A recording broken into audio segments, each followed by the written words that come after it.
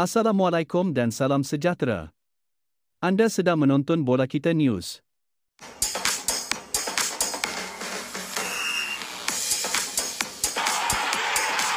Final Piala FA 2025 Sabah berdepan Johor Darul Tazim.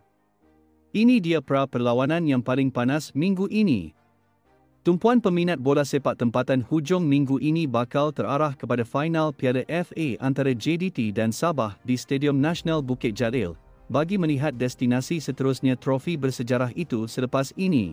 JDT datang sebagai pasukan pilihan, tetapi Sabah mereka ibarat giant killer musim ini. Kalau ikut prestasi, kedua-dua pasukan ini jelas JDT mendominasi total. Selaku juara bertahan, JDT pastinya dilihat sebagai pasukan pilihan untuk menjulang trofi Piala FA buat kali keempat berturut-turut, meskipun ketika ini skuad Harimau Selatan dilanda isu kecederaan. Seramai 8 orang pemain JDT sudah hampir pasti terlepas final ini, termasuklah Bersun yang dipercayai mengalami kecederaan ketika aksi berdepan Shanghai Port beberapa hari lalu.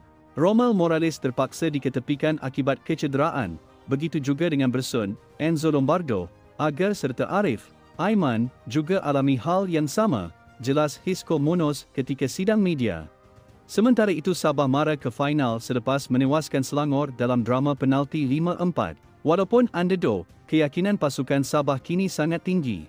Sabah memasang impian bagi mencipta kejutan selepas berjaya mengakhiri kemarau 27 tahun untuk mara ke perlawanan akhir dan membawa balik trofi Piala FA ke sana. Sabah berharap dapat mengakhiri kemarau juara Piala FA sejak tahun 1995. Kalau ikut data dan prestasi, JDT memang pasukan pilihan.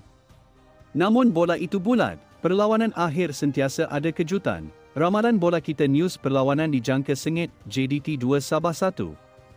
Bagaimana pula dengan anda? Siapakah bakal menjulang kejuaraan kali ini? Komen di bawah dan sama-sama kita memeriahkan aksi final malam ini.